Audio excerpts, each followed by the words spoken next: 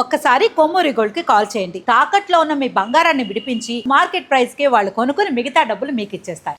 నమస్తే, welcome to మనం TV. ఈరోజు మనతో పాటు సుప్రసిద్ధ జ్యోతిష్య, వాస్తు, సంఖ్యాశాస్త్ర నిపుణులు, అదేవిధంగా ఆగమ ఖగోళ గణిత శాస్త్రానికి సంబంధించిన పండితులు బ్రహ్మశ్రీ డాక్టర్ నాయకంటి మల్లికార్జున శర్మ గారు ఉన్నారు. గురుగారితో మాట్లాడి మిగతా విషయాలు తెలుసుకుందాం. నమస్తే గురుజీ. నమస్కారం అమ్మా. గురుగారు, శ్రీ పరాభావ నామ సంవత్సరంలో సింహరాశి వారికి ఆదాయ వ్యయాలు, అదేవిధంగా రాజపూజ్యం, అవమానం ఎలా ఉండబోతుంది? తప్పకుండా అమ్మ. ఓం శ్రీ గురుభ్యో నమః. ఓం శ్రీ మాత్రే నమః. శ్రీ పరాభవ నామ సంవత్సరం అనేక పరిణామాలు, అనేక మార్పులు, అనుమానాలు, అవమానాలు, పరాభవం జరిగే నామ సంవత్సరం. అంటే మనిషికి గతంలో ఏదైతే ఉంటుందో ఆ ఎక్స్పీరియన్స్ని గెయిన్ చేసి మళ్ళీ పునరావృతం కాకుండా, పరాభవం కాకుండా, అనుమానాలు కాకుండా, అవమానాలు రాకుండా జాగ్రత్తగా వహించే నామ సంవత్సరమే శ్రీ పరాభవ నామ సంవత్సరం అంటారు. పరాభవ నామ సంవత్సరం అంటే ముఖ్యంగా ప్రధానంగా సింహరాశి వాళ్ళని మనం చూసుకునేటట్టయితే మకా నక్షత్రం 1, 2, 3, 4 పాదాల్లో జన్మించిన వాళ్ళు, పుబ్బా నక్షత్రం 1, 2, 3, 4 పాదాల్లో జన్మించిన వాళ్ళు, ఉత్తరా నక్షత్రం 1వ పాదంలో జన్మించిన వాళ్ళందరూ కూడా సింహరాశి వాళ్ళు అవుతారు. అంటే మా, మీ, ము, మే అనే అక్షరాల వాళ్ళు ప్రత్యేకంగా, ఈ అక్షరాల వాళ్ళందరూ కూడా సహజంగా సింహరాశి వాళ్ళు. అంటే టా, టీ, టూ, టే అక్షరాల వాళ్ళు కూడా సింహరాశి జాతకులు అవుతారు. సింహరాశి వాళ్ళకి ఎలా ఉండబోతుంది అంటే 5 ఆదాయం 5 ఖర్చు, 7 గౌరవం 7 అవమానంగా ఉంటుంది. సేమ్ అలానే సేమ్గా ఉంటుంది. ఎందుకు కారణం ఏంటంటే సింహరాశి వాళ్ళకి ఏంటంటే రాస్యాధిపతి రవి, కొంత కోపం ఉంటుంది. అంటే లోపల కల్మషం ఉండదు కానీ కోపం అనేది ఉంటుంది. సహజంగా కోపం ఉన్న వ్యక్తిని నమ్మాలి. లోపలంతా కూడా మనసులో కుళ్ళు కుతంత్రాలు చెప్పుకొని నైస్గా మాట్లాడే వ్యక్తిని తొందరగా నమ్మకూడదు. దానిలో మిథున రాశి వాళ్ళు, సింహరాశి వాళ్ళు, ధనుస్సు రాశి వాళ్ళు, కుంభరాశి వాళ్ళు, మీనరాశి వాళ్ళు ఎక్కువ మంది తొందరగా ఎక్కువగా మాట్లాడుతుంటారు. అంటే అలాంటి వాళ్ళని నమ్మొచ్చు అని అర్థం. దాన్ని లగ్నాన్ని బట్టి కూడా ఉంటుంది. నేను చెప్పిన రాశులే కాకుండా లగ్నాన్ని బట్టి కూడా వాళ్ళ మార్పులు అనేవి కొన్ని ఉంటాయి.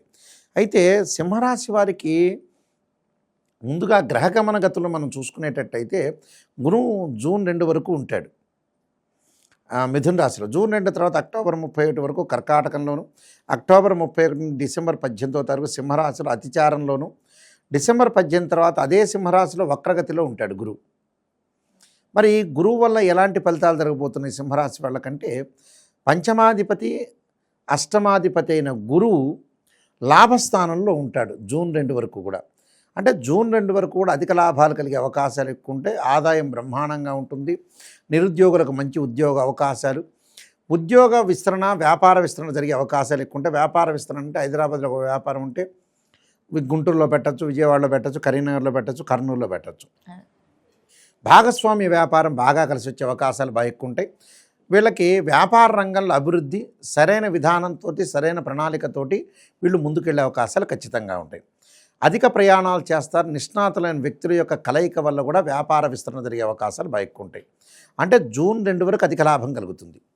జూన్ 2 తర్వాత ఏం జరగబోతుంది వీళ్ళకి సంఘటన అంటే లైఫ్లో డబ్బులు ఖర్చు అవుతుంటాయి. ఎందుకు ఖర్చు అవుతుంటాయి అంటే మంచి విషయాలకు ఖర్చు పెట్టే అవకాశాలు ఎక్కువ ఉంటాయి. మళ్ళీ అక్టోబర్ 31 వరకు ఖర్చు అవుతాయి. అక్టోబర్ 31 నుంచి అనవసరమైన ఖర్చులు అవుతాయి. అంటే జూన్ 2 దగ్గర నుంచి అక్టోబర్ 31 వరకు మంచి ఖర్చులు అవుతాయి. మంచి ఖర్చులు అంటే లైఫ్లో మనం చేయాల్సిన కొన్ని ఖర్చులు ఉంటాయి, అలాంటి ఖర్చులు చేస్తారు.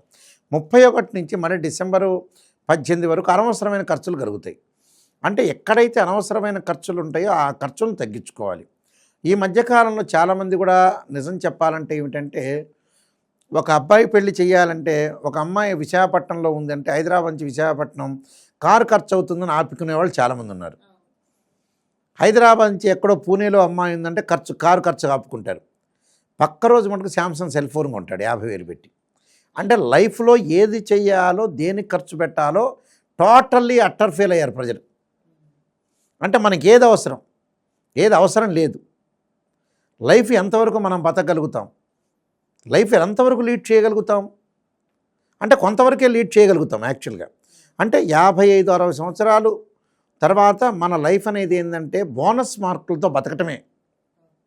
కొంతమంది అంటారు నాయకంటి గారని మన డాక్టర్ వచ్చాడు, ఐ డాక్టర్ ఫోన్లో, ఆయన 70 ఏళ్ళు ఇంకా 30 ఏళ్ళు బతుకుతాడని అనుకుంటున్నట్టు. అంటే మైండ్ మెచ్యూరిటీ వాల్యూస్ పెరగలేకపోవటం అని అర్థం. ఇంకా బతుకుతామా? వాడు ఎవరో రేర్ పర్సన్స్ బతుకుతారు, 80 ఏళ్ళు 75 ఏళ్ళు బతుకుతే చాలా గ్రేట్. ఇప్పుడు అది పాత వాళ్ళు. ఇప్పుడు జనరేషన్లో చాలా జాగ్రత్త ఉండాలి. ఇప్పుడు 40 ఏళ్ళ వాళ్ళు 50 ఏళ్ళ వాళ్ళు ఇప్పుడు ప్రజెంట్ ఉన్న వాళ్ళు 60 ఏళ్ళు బతికితే చాలా గ్రేట్. అంటే తొందరగా పని చేసుకోవటం చాలా ఇంపార్టెంట్ ఇక్కడ.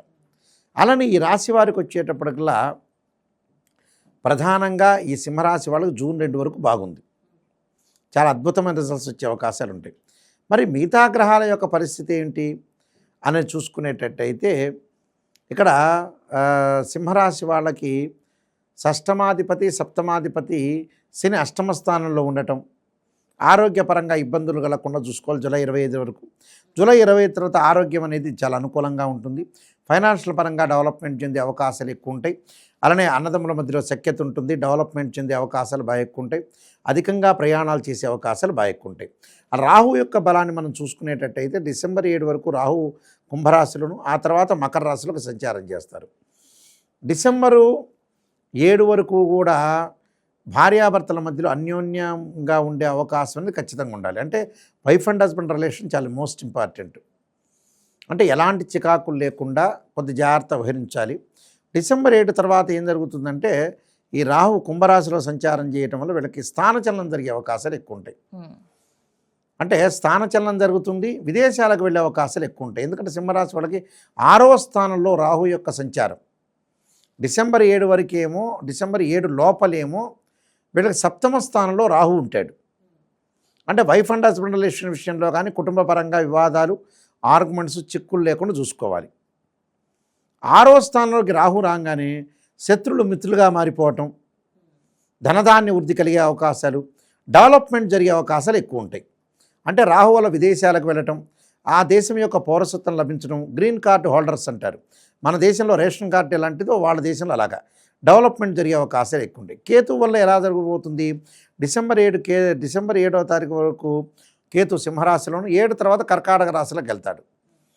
అంటే పిత్రార్జిత విషయంలో కానీ, అన్నదమ్ముల విషయంలో కానీ, తండ్రి యొక్క ఆరోగ్య విషయంలో కానీ కొంత శ్రద్ధ పెట్టాలని అర్థం.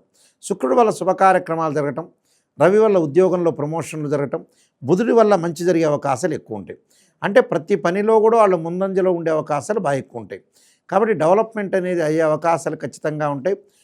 వీళ్ళు కొన్ని పరిహారాలు చేసుకొని ముందుకెళ్తే మంచి జరిగే అవకాశాలు ఖచ్చితంగా ఉంటాయి.